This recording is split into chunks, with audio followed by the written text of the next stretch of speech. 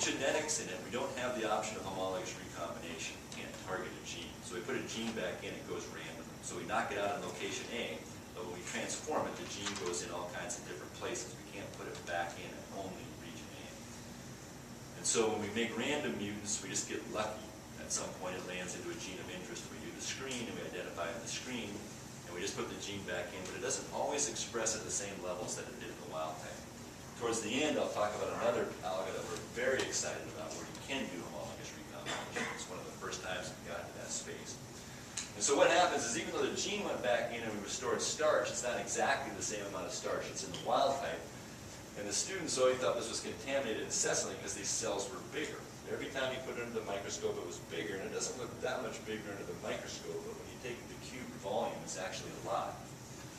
And so if we look at the plus nitrogen when the cells can grow rapidly, we see that in the transform lines, the cells are slightly bigger. We see in the starchless mutants, 2 starchless mutants here, that those are a similar size to the wild type, but when we take away the nitrogen in the protein synthesis, we see that the starchless mutants are the smallest cells, the transform lines are the biggest cells. We also see very big differences in growth rate, that the transform lines grow very, very slowly, and that the starchless lines grow very, very fast. And so the problem got a little deeper and more complicated than we had originally thought. But what we see in here now is that our original hypothesis is we're going to get the mother lode of all oil out of this by blocking out proteins and carbohydrates. And we're going to get rich and famous. And what happened is we made about 2 times more lipid, which was highly disappointing. 2 times. It's an advance, but it's okay. We will live with it. But then we look at our transformed lines, and what we saw in our transformed lines is they made 3 times more starch than the wild type. And so all of a sudden it was like, oh man, this is really starting to get confusing. And so we looked at this more carefully. In the mutant lines that we knocked out carbohydrates and protein, the one thing we never want to screw with is the photosynthetic rate. But that plummeted in those lines to less than half of what it is in the wild type. So we thought we had it all gained. Photosynthesis came in with our CO2. We're going to knock out the protein pipe, knock out the carbohydrate pipe, everything's going to go to the lipid pipe, but what the cell decided to do was just less photosynthesis. It said, I can't put this carbon where I want, I'm just going to quit doing photosynthesis, the heck with it. I'm going to take my ball and go home. And when we put the isoamylase gene, which was responsible for the starchless phenotype back in, what happened is the cells got really big, they stopped growing as fast, and they made 3 times more starch, which was a total surprise to us and was never an objective of the study. We kind of lucked into it. And it does more photosynthesis, but we take the wild type cell, which is this guy, and we can convert it into this guy. And this is a statistically reproducible issue. It's not just we pick the most favorable cell in the image. But this gets back to that first slide of the corn, where we had the wild type, the wolf of the forest, and now we're going for this domesticated poodle at the end, where we're transforming how it looks, how it behaves, how it acts. And we want it as sedentary as possible. This will make about 4 times more starch than the wild type, and 4 times more starch is pretty significant because if it's already at about 10 to 15% of the total biomass, we've completely reshifted that pie in terms of how biomass is distributed. And so we learned a couple early take-home lessons in this, and we can look at the starch. It's morphologically quite different in the mutant lines than it is the wild type. It has different crystallinity properties. We can look at enzyme activity to show that the enzyme activity is higher. But if we come back to our original diagram, and I stole this diagram. This diagram was published almost 50 years ago of how, this is the basic concept that we're going to try to go after with algae for biofuels, and these are our pipes and start to manipulate them. So what we found is if we blocked this pipe and this pipe, we shut this pipe way down and maybe got a little bit of stuff into this lipid biosynthesis. But if we opened this pipe as wide as it could go, what we found is we actually made more lipid than we did in the starchless mutants, and we did more photosynthesis, about 10% more, and we completely shut down the cell division, and it grew a lot less robustly in terms of division. So much like raising children, we found that we couldn't push it where we wanted to go, but we could pull it and encourage it into the right direction, and it would respond more appropriately. So the first take-home out of this was by knocking out protein and carb, we had a problem making more lipid. The the cell's answer was to do less photosynthesis. Unexpectedly, we found if we encouraged more carbon flux into the carbohydrate pathway, we would actually increase photosynthesis slightly, 10 to 20%.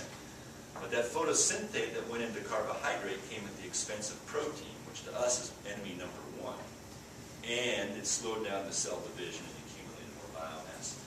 Now the next issue with algae, which is a big time problem, is how do you harvest the algae? So you grow this is great, you've got an algal cell that's making lots more starch, we can feed humans with starch.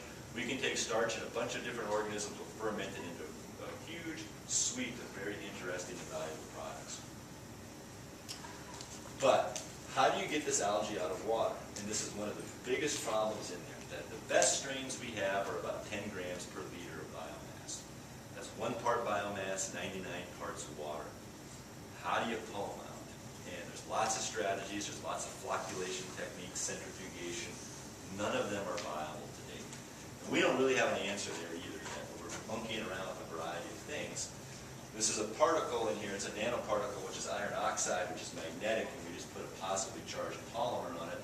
Most of the algal cells are negatively charged, and you can put this into your solution, the algae will aggregate on the magnetic stir bar, and they're very effectively taken out of solution.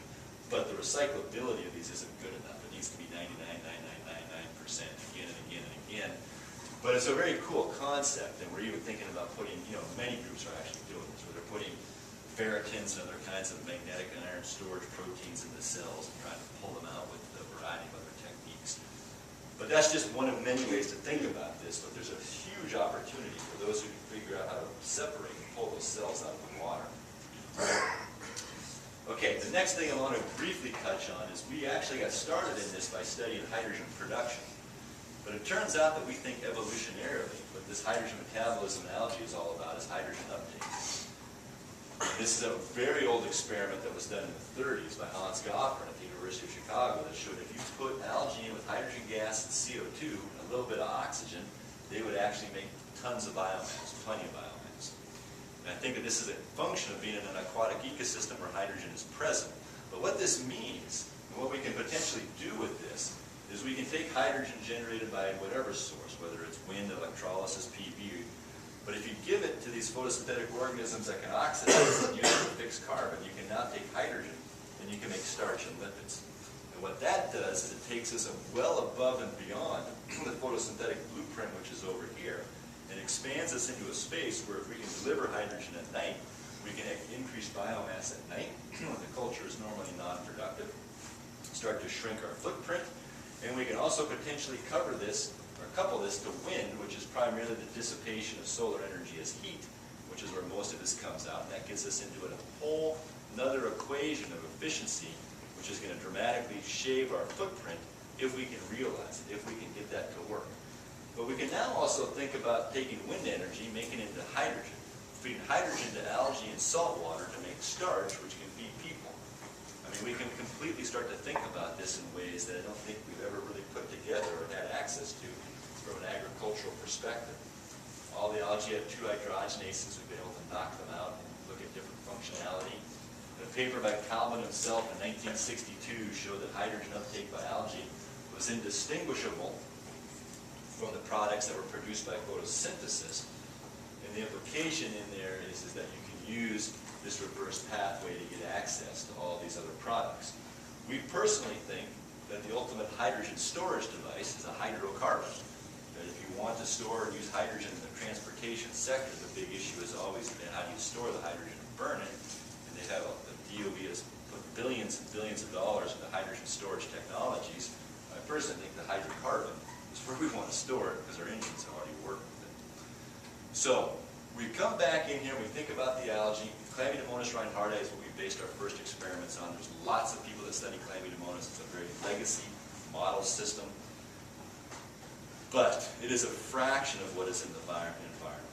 There are so many species of algae in the environment. You can take any piece of water out here and you can put it under your microscope and you're going to see a diatom, you're going to see algae, maybe cyanobacteria. We have never gone anywhere where we can't find these algae. So we ask ourselves, okay, contemporary agriculture, what's commercial? Cotton's commercial, soy's commercial, wheat's commercial, corn's commercial, rice is commercial. But it's not like it's tens of thousands of different kinds of plants. A very few select handful of organisms emerge as being commercially relevant. And nobody ever selected Chlamydomonas because it might be commercially relevant. So we said, okay, let's go out and see what's out in the world. And why would we do all this? So we said, okay, let's go to the Salt Lake. The Salt Lake, huge lake. Huge, square mile after square mile, nobody doing anything out there, full of salt. There's got to be algae out there, and can they do anything that's interesting or useful? Because we could actually deploy a bioenergy platform in the Great Salt Lake, and boy, it wouldn't interfere with any other anthropologic use. I mean, it's certainly not like trying to take something off the coast of California and trying to set this up. And so we went all around, went to Mono Lake, the Salton Sea, went into Mexico. The students came back tanned and rested. Like 3 strains of algae survived. No. And so we put this through a flow cytometer. The flow cytometer is a wonderful instrument. We can go in an afternoon and we can sort out thousands of different strains of cells using this instrument into microtiter plates. And you don't really need that sophisticated analytical instrumentation. I mean, you can look into some of these wells, good, bad, and sort of go, okay, some of these are growing more robustly than others under these different phenotypes. And so we can set up this very sophisticated system, wonderful engineering problem, how to distribute, make sure the flow rates are the same to every one of those tubes. And again, you can start to pick out the winners that come from this. And then lots of interesting phenotypes started to come up. And I'll talk a little bit about this later, but this is one thing where it's a fatty acid profile. And what you see is biology in general, and algae in particular, loves C16 and C18. So C16 is a good biodiesel, but not great. You really want C12 and C14. The reason is that they're more fluid. They have lower melting temperatures. If you have C16 and C18, it can turn to a gel when it gets cold, which is the last thing you want when you're flying an airplane, or if you have a bus in Minnesota. So we want these shorter length hydrocarbons, but I'll show you how nature has given us this great, great program. And so it turns out that organisms that make C14 we can find in nature, and they also make C25, and C25 is a wonderful omega-3 nutraceutical. So people like the omega-3s, they like to get them from fish oil, or other sources. Usually the fish, sometimes they come with mercury, but we see these omega-3s in everything, all kinds of food supplements. It's basically about a, I don't know, $4 or $5 billion a year industry making these omega-3s. And we have an organism that's a very, very good producer of it, and biotech has long pursued that. And we can line up our winners that come from that.